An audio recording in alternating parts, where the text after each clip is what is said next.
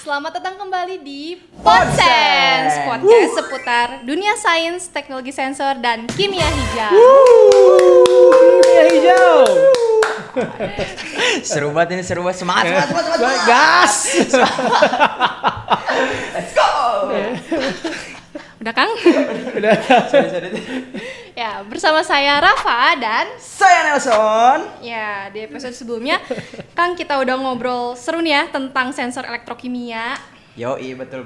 Sekarang kita akan bahas hal yang berbeda, sebenarnya hampir mirip, tapi hal yang berbeda dengan penampilan yang berbeda juga. Ada apa emang yang Ada berbeda? apa yang Kang? berbeda teman-teman? Apa ya? Kira-kira ada yang beda nggak sih, Pak? Ya itulah ada yang Ya. kependekan lah itu aja Iya, ya. Salah potong. Ada ya, yang Pak. salah potong rambut gitu aja. Oke, jadi di sebelumnya kan kita udah ngobrolin betul sensor elektrokimia ya, Teh. Iya. Nah, hari ini kita mau agak advance nih, Pak. Wih, yakin? Teman-teman juga. Sudah yakin? Yakin lah. Gaskeun. Kalau kemarin kita kan bahas sensor cuman permukaannya aja. Ya, betul. Cuman Permukaannya aja. mendeteksi zat aja, tapi nggak tahu zat apa gitu kan ya. Ya. Mendeteksi zat aja. Nah, sekarang kita bakalan masuk ke dunia biosensor. Tepuk tangan. Dan pastinya kita ditemani nih Kang ya dengan narasumber kita yang keren. Yang Siapa lagi? Kalau Kalau bukan Bapak Irham SSC MSc PhD. Yeay. Selaku Sekretaris Pusat Studi Sensor dan Kimia Hijau. Apa? Ya. Selamat datang ya, Pak. Terima kasih. Selamat datang. Ketemu lagi kita. Bertemu lagi kita. Kayaknya semangat banget, Pak. Jelas dong harus. Harus Nih udah ada dong. tulisannya nih Universitas Wih, Pajajaran. Pajajaran. Official. Dedikasi. Dikasih emang bener. Oke nih, Pak. Kita agak masuk into the topic nih, Pak. Wis. To the point aja lah, Kang. Oh ya udah. Ya. Sorry. Maksudnya langsung masuk ke poinnya kan. Kemarin to the kelamaan point. soalnya podcastnya katanya. Kan kepanjangan nih soalnya. Gara-gara cerita dukun. Iya, aduh. Nonton sebelumnya. Nah itu. Kemarin kita udah bahas tentang sensor elektrokimia, Pak. Tapi sebelum kita bahas lebih lanjut tentang biosensor, alangkah baiknya kita sedikit ulas dulu nih, Pak, tentang sensor. Nah, boleh dijelasin mungkin sensor itu apa lagi, Pak? Oke, sensor ya. Sensor tuh bisa bermakna berbagai macam makna ya gitu. Oke. Ya. Jangan-jangan kelakuan-kelakuan kita barusan disensor Disensor. sebagian sebenarnya. Percuma tuh ya tadi dari tadi. Gak apa-apa biar yang editnya susah Oh. gitu. Jafira semangat. Jepira editor. Jadi kita membahas tentang sensor elektrokimia ya di yang sebelumnya. Sensor itu sekali lagi sebenarnya adalah suatu perangkat. Biasanya bahasanya device ya. Sebuah device yang merespon suatu perubahan. Perubahannya itu perubahan apa? Misalkan suatu perubahan yang bersifat fisika, kimia dan mungkin biologis gitu ya. Oke. Nah, tapi di dalam suatu lingkungan gitu. Kalau definisinya ya. Dan kemudian si perubahannya tadi ditranslate menjadi sebuah sinyal yang terukur gitu. Jadi misal Nelson potong rambut kan nggak diukur nih gitu kan. Kurang ada sensornya. Jadi begini. Jadinya begini gitu. Coba di sininya ada sensor yang kalau guntingnya lebih dari sini dia Dia nyala bunyi gitu, gitu dia ya. bunyi. Nah, itu sensor gitu. Oke. Atau misalkan Nelson dijewer. Itu kan Sakit. fisik gitu ya, fisika gitu ya. Responnya fisika. Dia merubah tuh sakitnya tuh seberapa jewerannya, apakah 100 Dalton apa gimana gitu kan ya. Serem juga ya. itu sih sensornya tadi. Nah, kalau lebih khususnya lagi, sensor elektrokimia itu adalah yang perubahannya bersifat elektrokimia gitu ya. Oke. Reaksinya itu didasarkan dari reaksi elektrokimia gitu, yang dimana notabene adalah reaksi reduksi dan oksidasi. Oksidasi. Jadi perubahannya tadi, perubahan kimia atau perubahan elektrokimianya biasanya diubah menjadi sinyal listrik gitu ya. Walaupun umumnya sensor itu sinyal listrik ya. Dan yang pasti sensor itu yang biasanya orang nanti bingung nih gitu. Ini metodenya apa gitu ya. Ini sensor atau bukan gitu. Sensor itu biasanya device ya. Kata kuncinya tadi yang pertama, device. Ya, jadi perangkat kecil gitu ya, perangkat kecil biasanya. Itu kalau kita ngomongin sensor. Oke, itu sekilas info tentang sensor. Jadi- Oke, balik lagi nih, Pak. Sekarang apa bedanya gitu? Kenapa ada istilah biosensor? Iya. Nah, apa bedanya sensor dengan biosensor nih, Pak? Iya, betul. Oke, kalau biosensor nih yang dikerjakan sama Rafa ini Wis, yang respect. di PKM kemarin juga ya. Yang Pimnas, alumni Pimnas ya. Yang di jeruk-jerukan gitu. Jeruk-jerukan. Nah, itu biosensor gitu. Bedanya apa sih sebenarnya sensor dan biosensor? Biosensor itu sebenarnya adalah cabang ilmu dari sensor ya, atau cabang teknologi dari sensor. Kalau sensor tadi dia melihatnya respon, nah kalau merespon fisika kimia, nah kalau ini sebenarnya lebih ke biologis. Gitu. Jadi dikhususkan biasanya orang itu menganggap biosensor itu adalah kalau targetnya biomolekul. Contohnya misalkan glukosa, protein, enzim, DNA, RNA itu adalah targetnya biomolekul. Orang menganggap itu biosensor gitu. Tapi sebenarnya lebih spesifik lagi, biosensor itu bukan targetnya. Tapi ada yang namanya recognition element gitu di dalam sensor ya. Artinya elemen pengenal gitu ya gitu. Misalkan untuk kita mengenali suatu logam gitu, ini gimana nih caranya taunya supaya logamnya ini bukan sembarang logam, bukan logam sembarang logam, Sembarang logam. ternyata logam mulia, misalkan pemalsuan gitu kan, logam mulia atau enggak, gimana cara taunya dia beneran emas gitu misalkan. Nah itu yang spesifik mengenalinya itu adalah recognition element. Nah kalau biosensor itu tadi recognition elemennya adalah biologis gitu ya, biomolekul. Contohnya apa misalkan enzim. Kalau teman-teman udah belajar kan dulu enzim ada lock and key ya. Jadi lock and key itu adalah locknya pasti pakai key yang spesifik gitu ya. Nah itu jadi bioreseptornya atau biorecognition elemennya disebutnya bioreseptor. Nah bioreseptornya itu spesifik, hanya mengenali satu target tertentu gitu. Contohnya tadi enzim mengenali substrat, antibody mengenali antigen gitu, DNA mengenali DNA lainnya gitu, seperti itu. Jadi itu yang lebih spesifik biosensor. Oh, jadi bukan zat yang mau dideteksinya karena biologis terus disebut biosensor. Iya, biasanya bukan itu gitu ya. Walaupun orang biasanya berpikir seperti itu. Oh iya. Tapi yang elemen pengenalnya justru yang betul, biologis. justru yang mengenalnya yang biologis gitu. Iya gitu Kang. Jadi info baru. Ya info baru. Namanya bukan biosensor. BPA. Jadi biosensor tuh cabang ilmu yang sama juga dengan sensor, hanya pengenalnya saja, jadi keywordnya biorecognition gitu ya, dan bisa jauh lebih spesifik juga interaksinya. Iya betul. Spesifik. Oke, Pak. Penasaran nih Pak jadinya. Tadi kan sempat dibahas biosensor dan kemarin sensor elektrokimia atau sensor yang biasa lah gitu. Nah apa bedanya gitu antara sensor elektrokimia yang biasa dengan biosensor ini dari segi komponennya mungkin? Oke, kalau komponennya mah sebenarnya sangat mirip ya. Yang pertama kemarin harus ada transducer dan signal prosesor gitu ya. Kalau si transducernya ini adalah kalau elektrokimia ya. Kadang-kadang ada transducer lain, misalkan transducer optik, transducer gerak gitu ya dan sebagainya. Kalau kita elektrokimia artinya transducernya elektrokimia. Transducer ini adalah yang mengubah ya. Tadi mengubah signal yang tadi mengubah dengan cara apa gitu, dengan cara elektrokimia. Itu tetap sama, signal prosesornya juga sama ya, komponen dari elektronikanya sama gitu, atau kalau pakai komputer yang sama. Yang beda tadi kalau sensor itu sebenarnya umum ya, general gitu ya. Tapi biasanya kalau ini secara spesifik dia tadi recognition elemennya adalah molekul biologis gitu. Kalau contoh yang lain apa? Recognition elemen yang bukan biologis. Yang bukan biologis ada MOF. Ada MOF. MOF itu apa? Molecular Organic Framework. Nah, nanti di sini tulisannya Molecular Organic Framework. Japira. Terus ada apa lagi?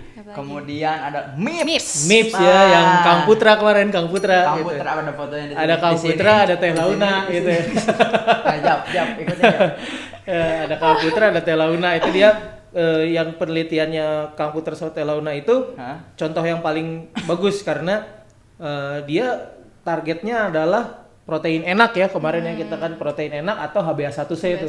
Tapi penelitinya pakai recognition-nya MIPS. MIPS itu molecularly imprinted polymer gitu. Itu bukan molekul biologis. Makanya biasanya dia tidak disebut biosensor. Itu juga itu sensor itu kan, sensor. Kalau yang dipakai sama Rafa apa kemarin? Apa? Biorecognition-nya pakai apa? Antibody. Pakai antibody gitu kan, buat itu baru. Itu buat mendeteksi gelatin babi gitu kan waktu itu kan. Jadi itu biosensor karena pakainya antibody. Apa sih antibody? Besok lagi ya. Tunggu episode selanjutnya. Nah, minimal 2 lagi lah. Oke, tadi kan udah bahas tentang komponennya nih Pak. Nah, ada nggak sih syarat untuk pemilihan biomolekul sebagai biorecognition-nya? Itu ada nggak? Dan kalau ada bagaimana? Syarat ya, kalau misalkan ditanya gimana cara kita memilihnya gitu. Ya. Jadi misalkan mau deteksi apa, sebenarnya tergantung gitu. Kalau kita tadi ya, misalkan kita mau mendeteksi seberapa banyak kita punya antigen di dalam tubuh, gitu. Antigen itu apa sih? Antigen itu adalah yang respon yang melawan penyakit ya. Ya. Jadi kenapa misalkan kalau waktu kecil pernah kena cacar air? Benar. Saya Belum pernah. Rafa pernah, saya juga pernah. Gitu, masih kecil soalnya nih, kayak bocil tadi katanya. Saya masih imut.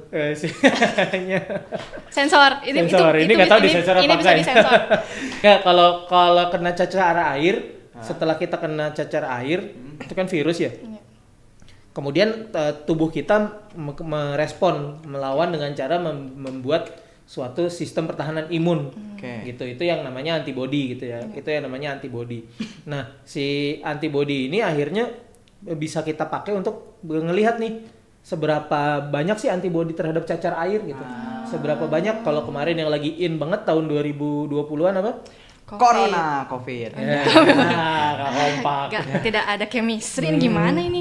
Covid nggak sih biasanya, nggak corona. Corona virusnya nggak sih, coronavirus. Tahu nggak kenapa namanya coronavirus? Kenapa tuh? Karena dia virus. Namanya coronavirus karena virusnya itu berbentuk seperti crown. Corona, crown. Bukan gitu. Corona itu sebenarnya bahasa lainnya dari crown gitu ya. Coronet bahasanya. Kalau crown itu kan yang kayak raja. Kalau coronet itu yang lebih lurus tuh. Kalau raja itu kan dia suka nyamping gini, ada merah-merahnya. Kalau coronet itu yang bulat terus ke atas doang. Iya, tahu. Awalnya dari situ. Awalnya dari situ. Kurang main gamenya, kurang pakai belajar sih. Iya. Saya belajar itu dari game. Fun fact. Kita lagi ngomongin apa ya? Balik lagi ke COVID. COVID. Nah, contohnya penelitiannya ada, kita juga kemarin penelitiannya Teh Ratu itu melihat seberapa besar respon imun kita terhadap si COVID tadi. Jadi kalau udah pernah punya COVID atau pernah divaksin COVID, harusnya imunitasnya tinggi. Nah, kalau kita mau deteksinya antibody, kita ya pakai yang mengenali antibody. Contohnya antigen gitu misalkan. Jadi kita memanfaatkan biorecognition-nya antigen. Kalau kita mau mendeteksinya nucleic acid atau DNA, kita pakainya DNA yang berkapel dengan DNA-nya yang lain. Kalau RNA dengan RNA yang lain gitu. Secara umum gitu ya, walaupun nanti ada lagi subcabang yang namanya aptamer itu ya, yang bisa lebih diulik lagi lah. Di episode selanjutnya. Enggak di episode ini ya, coba. Oke Pak, tadi tentang persyaratan biomolecular recognition-nya. Nah sekarang masuk, karena tadi udah nyinggung aplikasinya Pak. Aplikasi. Sebenarnya saya tuh pernah dengar yang glukometer. Nah itu kan si biomolekul targetnya glukosa yang notabene-nya biologis kan. Nah itu disebut biosensor juga nggak? Masuk biosensor juga nggak atau gimana? Nah, kalau ngomongin glukometer jadi inget dukun saya. Kalau ngomongin glukosa, kalau yang nggak nyambung nonton yang sebelumnya. Internal jokes. Apa glukosa? Nggak internal, udah dipublish kan di YouTube. Nggak internal lagi. Iya. Publish jokes deh. Nah, kalau glukometer itu sebenarnya kadang-kadang saya juga masih ini ya, kalau glukometer, yang tahu kan glukometer ya teman-teman ya. Glukometer nih alatnya kayak gini nih, misalkan contohnya gitu. Nah, si glukometer itu kan dia yang disuntik pakai lancet, kemudian diambil darahnya, dia masukin chip, dilihat ternyata kadar glukosa saya ada sekian gitu. Kalau habis makan sekian, baru bangun tidur sekian. Nah, itu dia namanya glukometer. Glukometer itu prinsipnya elektrokimia juga. Nah, kalau dia disebut sensor atau biosensor tergantung si prinsip alat glukometernya. Sebenarnya yang banyak dulunya saya pikir banyak dipakai itu adalah prinsipnya adalah biosensor, karena dia memanfaatkan enzim yang namanya glukos oksidase. Gitu ya. Pernah dengar mungkin ya kalau teman-teman yang nonton podcast ini ya. Glukos oksidase, di mana dia mengoksidasi glukos menjadi sebenarnya suatu molekul. Ada lagi glukos oksidase, ada lagi peroksidase. Nah, yang biasanya dipakai itu kayaknya adalah yang peroksidase ini gitu, karena dia kalau dia sebuah enzim yang kalau berikatan dengan sebuah molekulnya gitu ya, di sini misalkan glukosa, dia menghasilkan hidrogen peroksida. Hidrogen peroksidanya ini yang kemudian dideteksi secara elektrokimia. Jadi kalau semakin banyak glukosa, semakin banyak hidrogen peroksida, semakin tinggi signal dari elektrokimianya gitu. di Ya. hidrogen peroksida. Banyak tinggi gitu ya. Banyak tinggi. Nah, itu yang umumnya diketahui ya. Tapi ternyata seiring berjalannya waktu ya, perkembangan zaman. Perkembangan zaman ada juga yang menggunakannya tidak biomolekul ya gitu ya, karena ada kekurangan dan kelebihannya gitu ya. Ada nggak gitu kita bahas nanti karena masih ada kekurangan lah biosensor dibandingkan dengan sensor gitu ya. Jadi ada juga yang kadang-kadang di develop pakai MOV gitu ya, tadi ada yang pakai MIPS dan sebagainya. Tapi yang mungkin di pasaran itu kalau kelihatannya masih pakai enzim. Masih jadi pakai biosensor. Oke. Secara umum biosensor. Secara umum gitu. Oke. Nah, kalau contoh lainnya gitu, misalkan contoh lainnya biosensor gitu ya. Kalau selain glukosa mungkin yang udah pasti itu adalah tes COVID tadi. Tes COVID. Tes COVID pakai apa? PCR. Pakai PCR atau RT-PCR ya. Itu PCR itu apa kepanjangannya? PCR. Ada di bawah ini.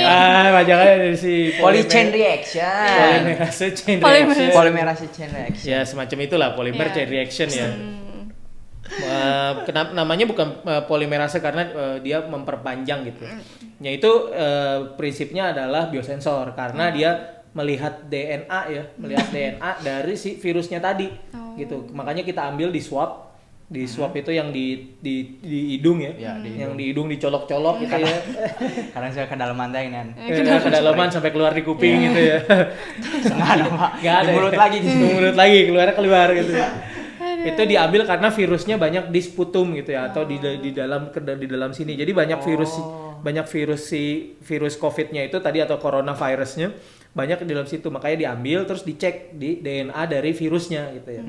Kayak gitu. Nah, itu diperbanyak, terus bisa dilihat dikuantifikasi. Oh, ternyata masih ada sekian. Makanya PCR itu sering dibilang ya kalau udah kena corona, walaupun kalau udah kena virus corona ada di dalam situ udah sembuh tapi tetap masih positif. Oh iya. Karena sebenarnya virus yang udah mati pun masih ada DNA-nya. Jadi makanya setelah beberapa hari setelah dia mati udah nggak bereplikasi harus kita hilangkan dulu dari tubuh, makanya baru hilang. Makanya setelah beberapa hari baru benar-benar hilang gitu. Walaupun udah sembuh tapi tetap masih dianggap positif karena masih ada tuh virusnya di dalam sputum kita, atau bukan sputum ya, apa sih? Kalau swab test itu bukan sputum ya, itulah namanya. Misalkan deteksi alergi gitu ya. Misalkan kalau alergi itu juga kan hormon ya. Hormon dan neurotransmitter gitu yang itu diceknya pakai neurotransmitter atau hormon yang lain gitu. Alergi debu saya, Pak. Alergi debu gitu ya. Beneran ini, Pak. Gak suka main kotor berarti? Tapi kamar saya kotor sih. Oh iya pasti kan itu. Menarik juga ya kalau alergi debu itu sebenarnya walaupun debu itu kan bukan biologis ya sebenarnya ya. Debu itu kan organik ya, organik sama inorganik ya. Tapi kalau tubuhnya Kang Nelson nih berarti sebenarnya di dalamnya ada enzim atau hormon atau apapun itu yang merespon si debu tadi gitu. Sehingga ketika kemasukan debu kebanyakan responnya itu ngap atau kebanyakan mah. Iya makanya itu apa dong debu kalau bukan kemasukan. Analoginya aja Kang. Oke. Sengaja terhirup gitu. Misalkan terhirup debu kebanyakan, responnya itu si enzimnya tadi atau hormonnya tadi men-trigger sesuatu lagi yang membuat tubuh kita gatal-gatal, bersin-bersin, menolak lah gitu ya. Menolak. Dia sebenarnya melihat compoundnya lagi. Nah itu juga bisa dipakai tuh sebagai biosensor, gitu. Biosensor debu. Menarik. Berarti harus diambil dulu tapi darah kamu terus dicek mana yang ini, gitu kan. Penelitian tuh panjang lah. Jadi gimana Kang? Nanti terbit 2 jurnal. Top 10 kelinci percobaan. Oke, ternyata seluas itu ya Teh. Iya, luas banget. Jadi tahu juga ya COVID, terus apa yang glukometer juga masuk dan alergi debu. Kang Nelson. Alergi yang lain juga ya teman-teman, nggak harus debu. Karena seluas itu aplikasinya, potensinya juga luas. Nah pasti ada tantangannya atau kekurangannya dari si biosensor ini, apa tuh Pak kira-kira? Nah kalau tantangan ya sebenarnya kalau banyak ya sebenarnya tantangan yang pertama udah pasti adalah harga ya. Biosensor ini as always ya gitu, kita negara berkembang gitu ya. Kalau di kelas masih ajarinnya kita nggak punya uang gitu ya. Jadi kita negara berkembang ya gitu, uang janganlah gitu. Uangnya banyak diambilin orang gitu kan. Ini harus disensor ya. gitu Maksudnya ya. uangnya jatuh. Uangnya jatuh diambil orang terus nggak dibalikin sengaja. gitu. Iya. Iya. Nah, Lanjut Pak. jadi untuk untuk developmentnya itu kita biasanya kalau di negara berkembang itu senangnya yang murah. Oke, Gitu. setuju. Sedangkan biosensor ini tadi biorecognition itu sebenarnya agak sedikit mahal. Kayak beli antibody gitu ya. Kita beli antibody itu 100 miligram ya, 100 mikrogram bahkan 100 mikrogram gitu atau 1 miligram kadang-kadang atau sekitar 100 sampai 100 mikrogram sampai 1 miligram lah. Itu tuh bisa 11 juta, 12 juta gitu ya. 1 miligram. Iya, gitu. 1 miligram itu bayangin ya. Gimana, Tapi Kang? itu kalau hilang Tapi ini nggak kayak gula gitu ya. Kita makanya sekali minum 2 sendok teh gitu kan, enggak. sedikit-dikit. Tapi kalau bersin, pasti hilang itu gimana, bubar udah langsung 12 juta gitu ya. Jadi hal-hal seperti itu teh suka mahal gitu, masih mahal. Yang relatif murah itu adalah sebenarnya DNA ya. DNA itu untuk membuatnya murah, Aptamer itu murah gitu. Makanya banyak penelitian sekarang trennya itu ke Aptamer gitu kan. Nanti itu ya bahas lagi ya. Nah, itu tantangan yang pertama. Yang kedua adalah kalau kita ngomongin biomolekul itu biasanya nggak stabil. Ya. Kayak anak muda. Buset, Pelin-pelan, masih tidak labil, stabil. masih labil. Pelin-pelan, masih labil gitu ya. Cari jatah Masih diri. muda kan nih? Masih muda kan nih? Masih muda. Bocil ini mah. Masih bocil ya. Muda, Kang. Masih muda. Kalau kalau bocil itu biasanya nggak labil ya. Enggak. Dia yakin gitu. Oh iya. Saya mau Yakin. main yakin gitu Yakin. kan. Saya mau jajan yakin gitu. Lebih kurusuh ya. Lebih rusuh kalau bocil. Makanya bocil dia yakin, Iya, bener sih. yakin. Dia Iya, nggak bener. Iya, bener lagi ya. ngebangun argumen Mas. Bener ya bocil Diri sendiri. makanya. Nah itu jadi tidak stabil ya. Tidak stabil itu artinya apa? Tidak stabil itu artinya dia ya itu tadi mudah berubah. Kalau mudah berubah itu artinya harusnya dia molekulnya seperti ini, kalau ditinggalin kelamaan dia bisa berubah jadi molekul yang lain gitu. Artinya mudah rusak gitu ya. Tidak stabil itu mudah rusak, apakah karena kelembapan gitu ya, apakah karena suhu gitu ya, apakah karena ya memang ada yang mengganggu yang lain ya, chemical yang lain gitu. Makanya kalau beli strip yang di glukometer itu kan kadang-kadang ada yang divakum ya. Ada yang divakum atau dimasukin silika gel gitu ya. Sama aja lah kayak makanan ya. Makanan juga kalau kita tinggalin kan rusak ya. Makanan itu kan juga biomolekul gitu. Nah itu cepat rusak. Makanya pengembangan teknologi yang kami kembangkan nih sekarang gitu ya, salah satunya masuk ke MIPS gitu yang dikembangkan oleh Pusdi kami ya, ada Prof Yeni dan saya dan kawan-kawan itu salah satunya MIPS ya. Gitu yang dimulai dari Teh Wulan nih, Teh Wulan. Teh Wulan Hairani. Di mana? Di sini di sini. Penuhin. Itu kita pakai MIPS buat mendeteksi etanol. Kalau etanol itu biasanya sama kayak glukosa, pakainya enzim etanol oksidase atau ekstanol peroksidase enzim. Enzim itu cepat banget rusak ya. Enzim itu sangat reaktif. Enzim itu disebut katalis kan, biologis, dan itu dia sangat reaktif sehingga cepat rusak. Makanya kita ganti dengan MIPS yang menangkap etanol secara khusus gitu.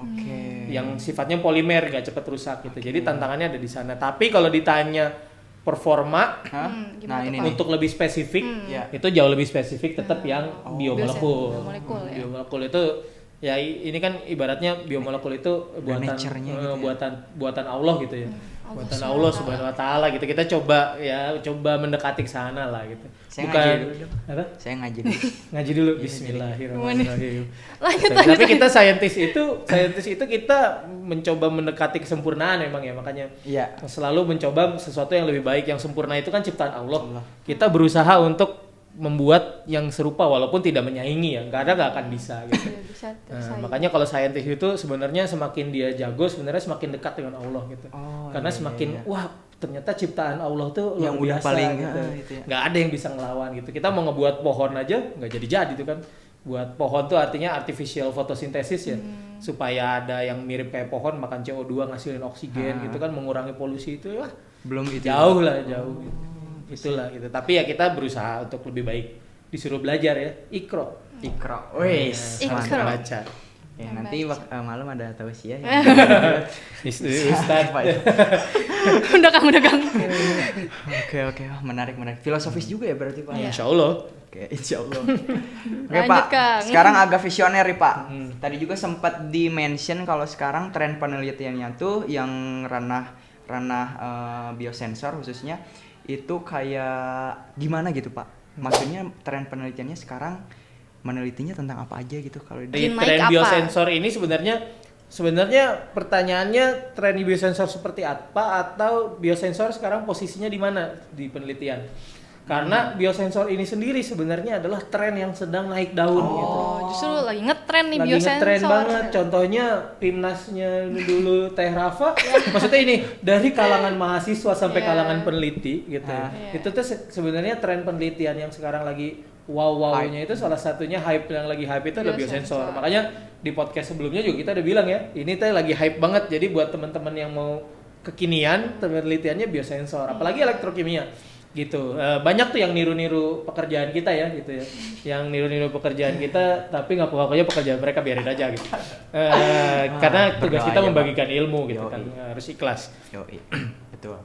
Nah, si biosensor ini lagi ngetren banget, contohnya di Pimnas gitu ya, mungkin sekitar 20, kalau saya lihat 20-30% topiknya itu adalah biosensor gitu ya.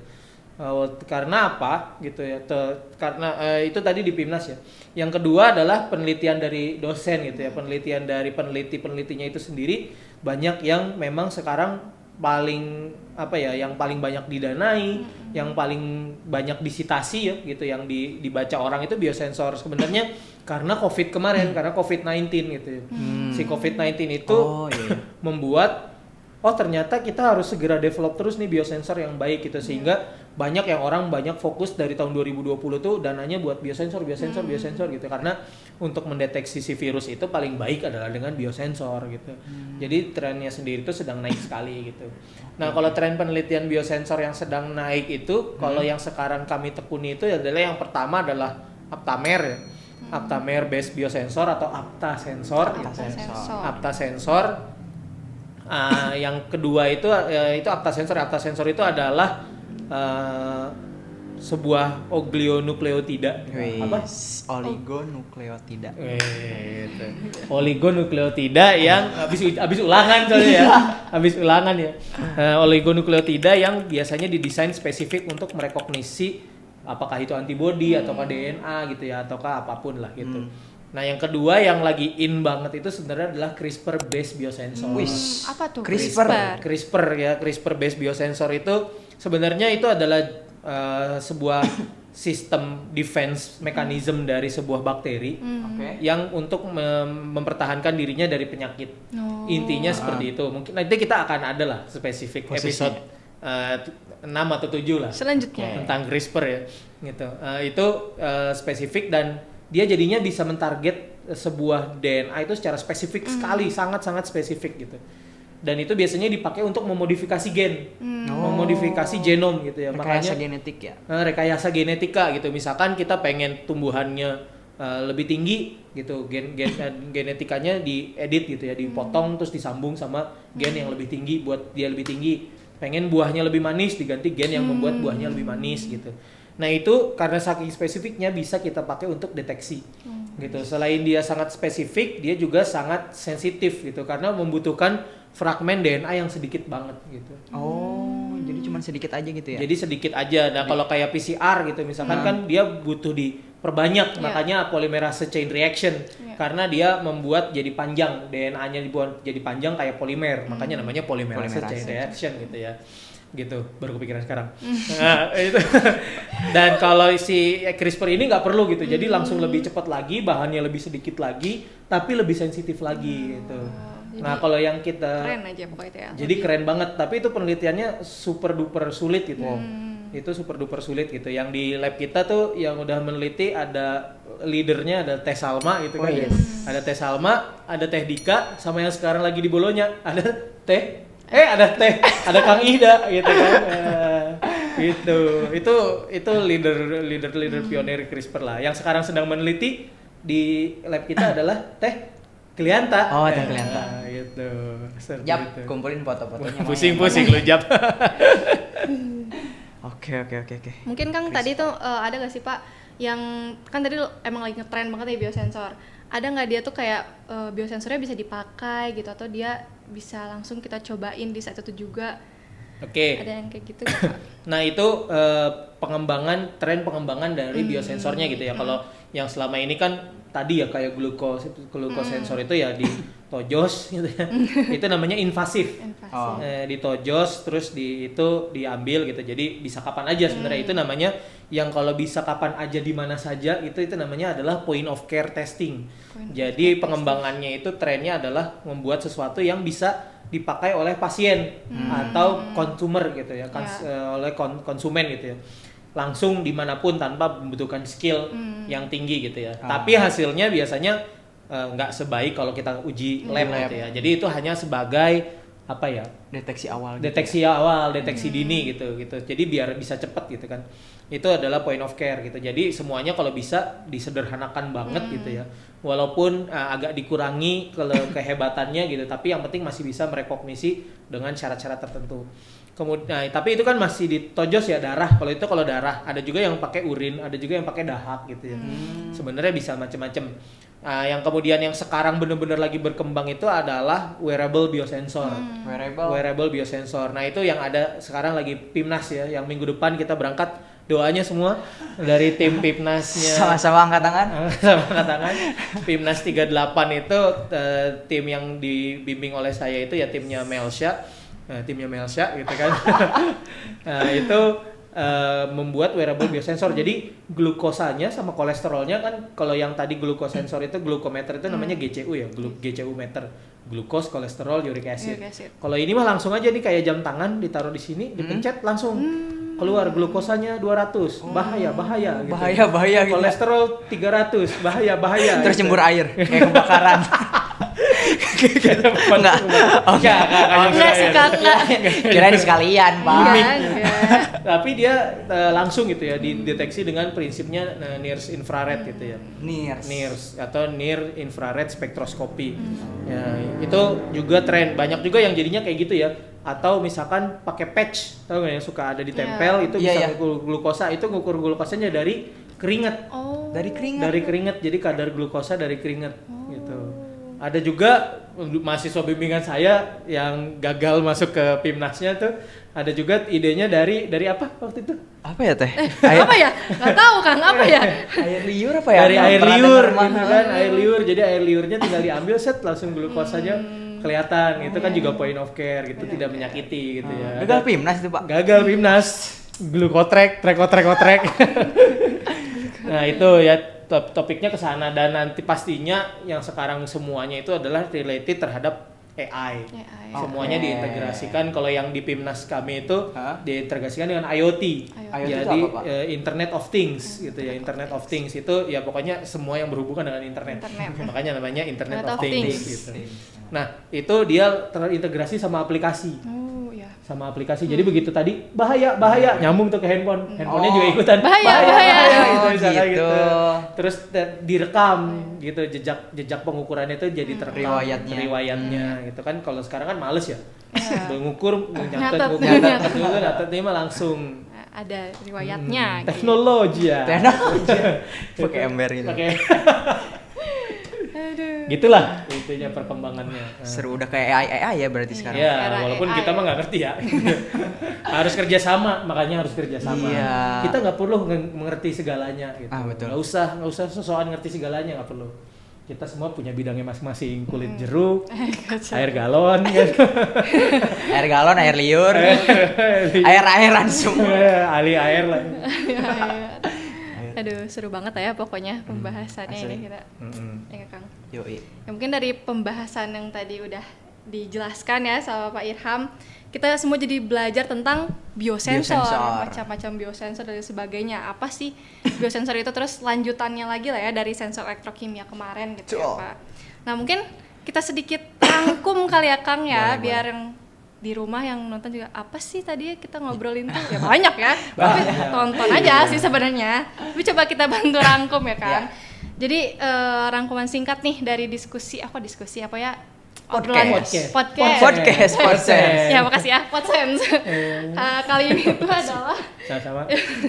yang pertama tuh sensor ya. Mungkin sensor tadi tuh bisa kita sebut adalah device-nya ya. Dan sensor kan juga macam-macam ya, sensor kimia, sensor fisik, optik dan sebagainya gitu. Terus masuk lagi ke biosensor, itu di cabang ilmu yang sama, hanya saja ada komponen yang beda ya, Agak beda. ganti gitu dari sensor itu, ada biorecognition-nya gitu, Betul. pengenal biologis gitu ya. Ya. Terus komponen utamanya tuh sebenarnya sama aja kayak sensor ya Kang, tapi ya tadi ada biorecognition-nya yang berbeda dari yang sebelumnya. Betul. Gitu. Baik, Kang? Selain itu juga pemilihan biomolekul itu tergantung target, Ya. biaya juga Iya, yang paling iya. penting ya Pak. Underline. Itu tergantung Iya. banget itu. Biaya dan juga kestabilannya juga ya Pak ya. Ya. Makanya ada biosensor sama sensor biasa gitu. Kemudian juga aplikasinya tadi luas banget ya Teh ya. tadi Mulai yang- dari deteksi alergi bisa Yang COVID-19. corona, Sekarang kebalik.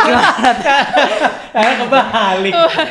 ya COVID ya. COVID, terus macam-macam penyakit lainnya juga bisa dideteksi sama biosensor ini. Kemudian tadi juga dibahas tentang tren penelitiannya ke depannya itu lebih mengarah ke CRISPR tadi apa, kemudian wearable, kemudian juga IoT dan AI juga ya Pak ya. Nah, tantangannya Kang? Iya, tantangannya juga selain itu memiliki tantangan yang cukup menantang.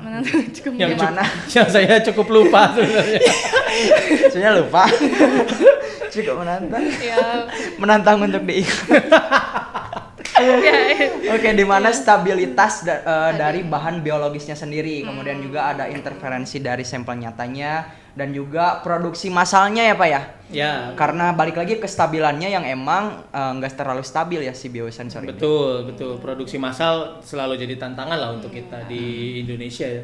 Gitu. Menantang. Oke. Ya, intinya biosensornya tuh bukan hanya di laboratorium aja ya teman-teman, tapi sebenarnya itu bisa jadi teknologi nanti kita di masa depan yang bisa deket nih di kehidupan sehari-hari kita Teknologi. gitu ya.